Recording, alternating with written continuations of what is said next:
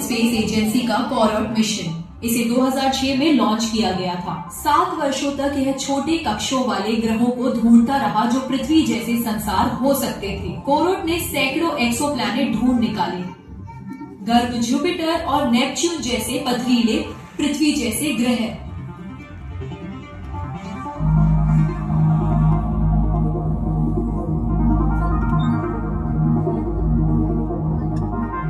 सौरमंडल के बाहर ग्रहों के खोज का महायुग 2009 में नासा द्वारा केपलर स्पेस टेलीस्कोप लॉन्च किए जाने के साथ लगातार जारी रहा। कैमरा और एक फोटोमीटर से लैस केपलर पृथ्वी के 3000 प्रकाश वर्ष का है।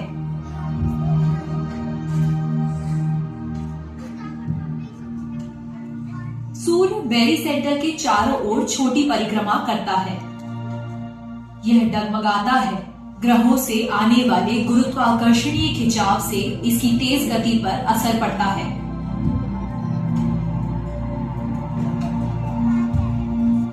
कुछ प्रकाश वर्ष दूर के संसार पर विवेचकों ने सूर्य की डगमगाती चमकीली गति के बदलावों को खोज निकाला है। अंतरिक्ष में स्थिर है और उसके चारों ओर ग्रह परिक्रमा कर रहे हैं। नजदीकी संसार तेजी से चलते हैं, जबकि सुदूर ग्रहों के कक्ष लंबे होते हैं। कुल समुद्रों से भी दुगना पानी हो सकता है। जल्द ही एक दिन वैज्ञानिक इसकी सतह के नीचे जीवन की तलाश करने वाले हैं।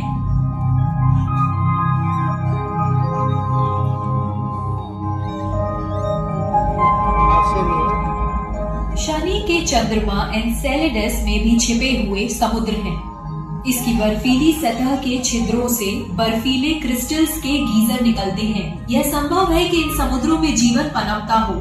अब तक स्पेसक्राफ्ट के डेटा ने इसके बारे में कोई सबूत नहीं दिया है।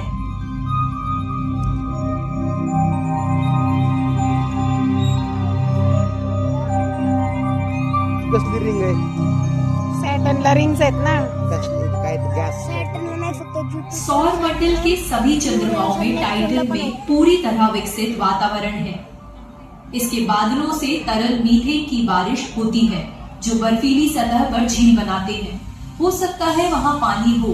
जीवन के लिए हम जानते हैं वो कितना जरूरी है।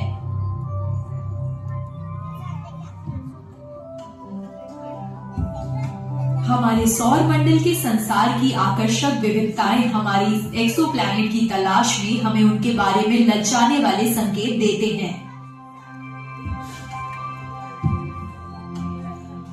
उन सुदूर संसार को ढूंढने के लिए खगोल शास्त्री दूसरे नक्षत्रों के चारों ओर ग्रहों की जटिल परिधि चट्टानें, सल्फर और सल्फर डाइऑक्साइड निकलते हैं।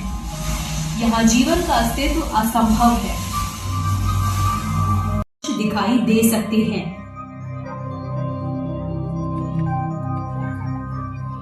शुक्र का चंद्रमा गैनीमीड बुध ग्रह से ज्यादा बड़ा है। यहाँ उपसतही बुध ग्रह एक सूखा रेगिस्तानी ग्रह है। के लिए आवश्यक है। इसके समुद्रों, झीलों और नदियों में अविरत बहता है।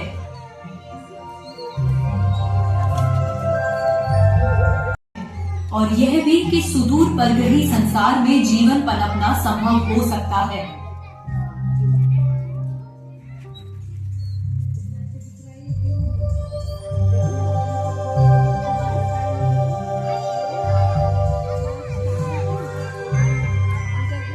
अंतरिक्ष में पृथ्वी हमारा मरुउद्यान है। ऐसी एकमात्र जगह जहां हम जानते हैं कि जीवन पनपता है। वो यहाँ इसलिए फलता।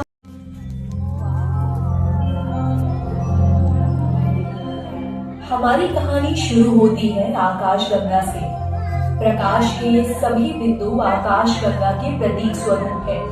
ब्रह्मांड में ऐसी अरबों आकाशगंगा है, अंतरिक्ष के अरबों प्रकाश वर्ष में फैली हुई।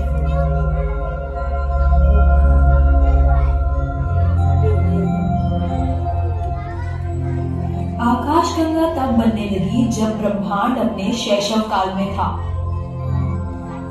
इन सभी में एक बात सामान्य है, हर एक नक्षत्रीय शहर है। सबसे छोटी आकाशगंगा में सिर्फ चंद हजार नक्षत्र ही हैं।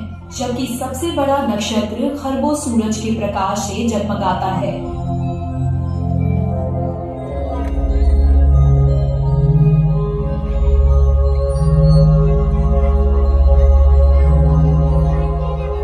आकाशगंगा कई अलग अलग आकार में आती है, लेकिन हमारे लिए सबसे जानी पहचानी है स्पाइरल यानी घुमावदार। हमारी अपनी आकाशगंगा तारा समूह एक प्रतिबंधित स्पाइरल है। यह इतनी विशाल है कि प्रकाश को वहां तक पहुंचने में लाखों वर्ष से ज्यादा लगते हैं।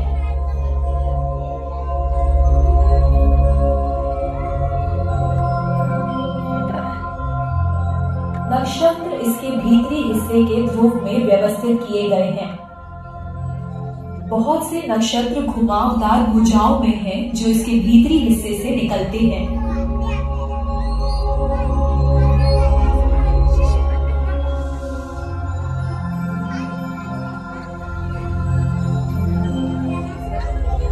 डस्ट लेन्स या धूलमान और जगमगाते गैस बादलों में होती है नक्षत्रीय नर्सरीज, जहां नक्षत्र का जन्म होता है।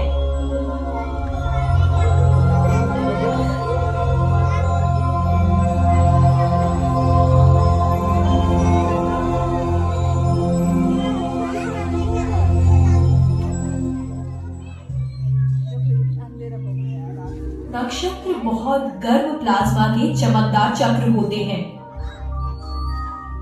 कुछ बड़े और चमकीले लगते हैं। आकर्षण में स्थापित की गई है।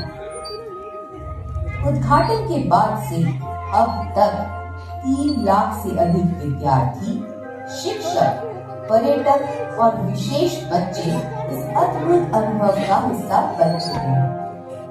अब तैयार हो जाइए आकाशगंगा, ग्रह, नक्षत्र और ब्रह्मांड के अद्भुत रहस्यों की सैर करने के लिए। कृपया कुछ निर्देशों का पालन अवश्य करें। मोबाइल फोन साइलेंट मोड पर रखें। शो के दौरान फोटोग्राफी और वीडियोग्राफी करना सख्त मना है।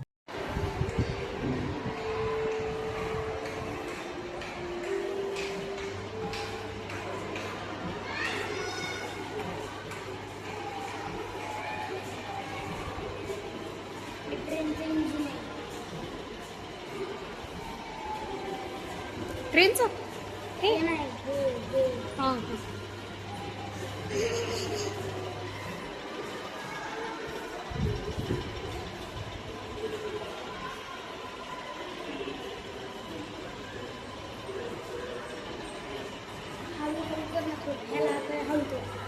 हळूच करते. हां तुला बघायचं का नंतर? थांब 1 मिनिट.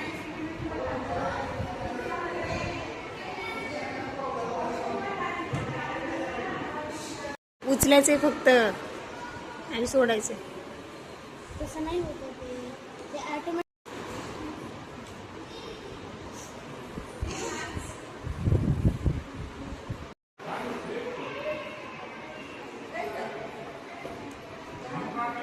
असं फिरवा. अरे